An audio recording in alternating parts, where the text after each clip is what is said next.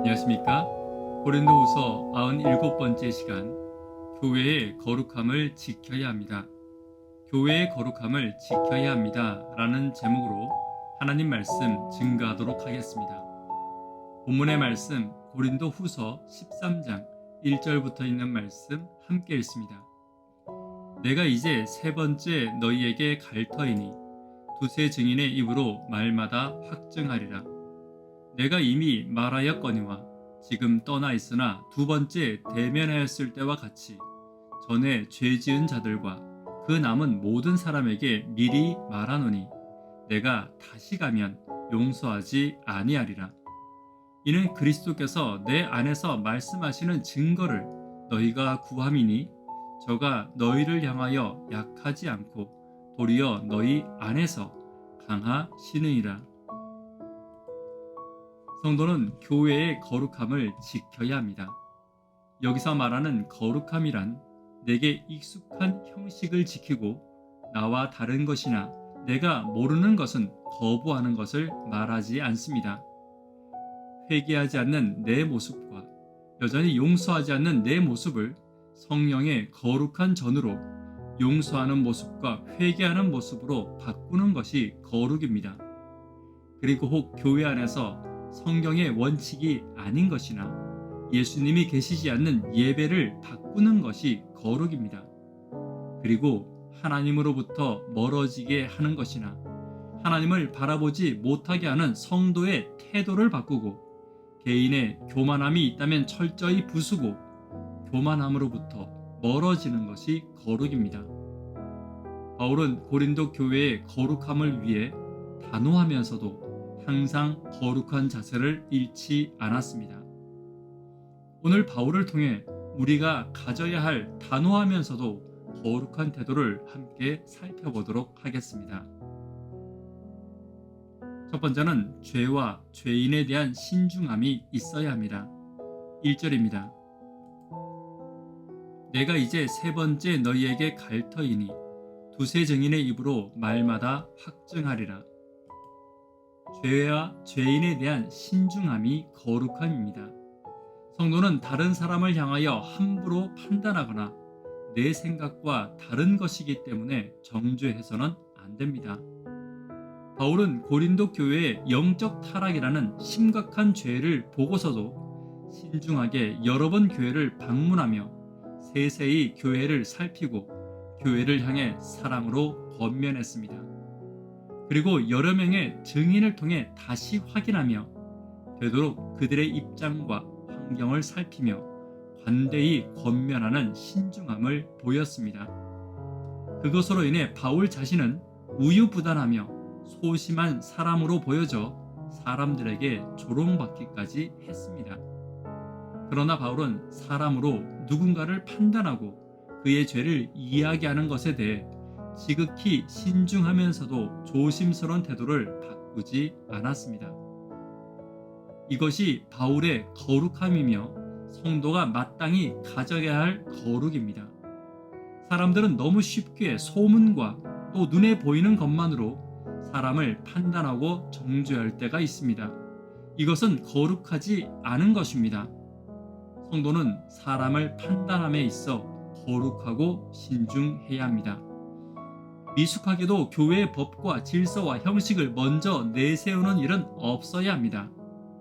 오늘 바울과 같이 성도를 대함에 있어 신중함에 거룩함을 잃지 않는 저와 여러분 되기를 간절히 바랍니다. 두 번째로 단호함을 자랑해서는 안 됩니다. 2절입니다.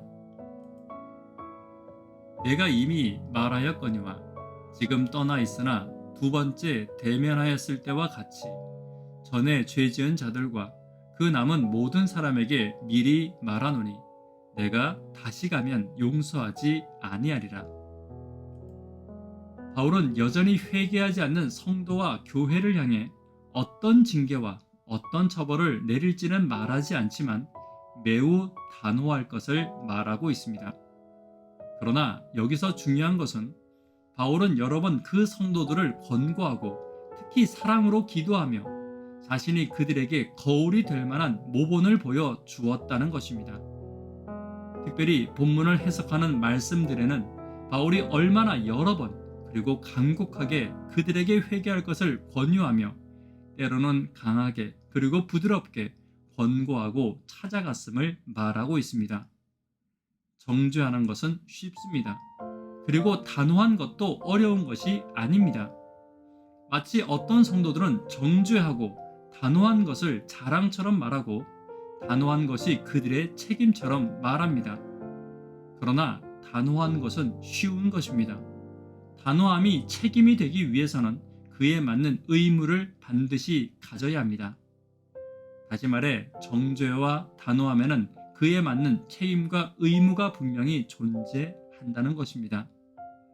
대부분의 경우 교회가 단호함과 정죄를 사용하지 못하는 이유는 그에 맞는 책임과 의무를 지지 못했기 때문입니다. 그리고 단호함에 맞는 품성과 단호함 후에 바울과 같이 가슴 아파하는 사랑을 가지지 못하기 때문에 단호함이 단지 정죄로 끝날 때가 많이 있는 것입니다. 하나님은 죄인을 에덴에서 단호하게 내쫓으셨습니다. 그리고 그분은 그 죄인을 위해 십자가에서 달려 돌아가셨습니다.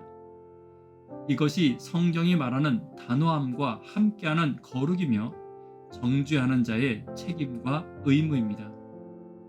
오늘 우리가 단호할지라도 거룩한 단호함을 잃지 않는 저와 여러분 되기를 간절히 바랍니다.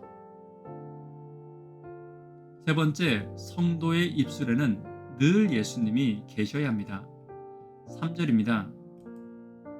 이는 그리스도께서 내 안에서 말씀하시는 증거를 너희가 구함이니 저가 너희를 향하여 약하지 않고 도리어 너희 안에서 강하시느니라. 고린도 성도들은 끊임없이 바울을 정죄했습니다. 세속적인 마음을 가진 교인들이 바울을 쳐다보았을 때는 연약하고 하찮은 인간처럼 보였기 때문입니다. 그리고 그들의 눈에 보잘것없는 바울을 사도로 인정하지 않았고 결과적으로 바울의 권면과 바울의 말씀에 귀를 기울이지 않았습니다. 그러나 바울은 그들을 향해 분노하거나 함께 그들을 마주하고 정죄하고 비난할 만큼 연약하지 않았습니다. 오히려 바울은 그들을 향해 항상 그리스도를 닮은 품성과 입술을 지켰습니다. 이것이 성도의 거룩함입니다. 죄인의 연약함은 나를 향해 분노하는 자들과 정죄하는 자들을 향해 함께 분노하고 함께 정죄하는 것입니다. 그러나 하나님의 사람은 자신을 향한 분노와 정죄에 결코 거룩함을 잃어버리지 않아야 합니다. 이것이 진정한 강함이요 성도의 거룩함임을 잊지 않는 저와 여러분 되기를 간절히 바랍니다. 말씀에 결론 맺도록 하겠습니다. 성도와 교회는 거룩함을 잃지 않아야 합니다. 죄인에 대한 신중함을 잃어버리지 않아야 합니다. 단호한 것은 쉬운 것입니다. 단호함에 맞는 거룩함을 잃지 않는 것이 중요합니다. 비난하는 자들을 향하여도 입술의 거룩함을 잃지 않는 성도가 되는 저와 여러분 되기를 간절히 바랍니다. 기도 제목 함께 나누도록 하겠습니다. 전도회를 위해 기도 부탁드립니다. 구도자들을 위해 간절히 기도 부탁드립니다. 청년, 학생, 어린이를 위해 간절히 기도 부탁드립니다. 성도의 거룩함을 잃지 않는 내가 되기를 위해 기도 부탁드립니다.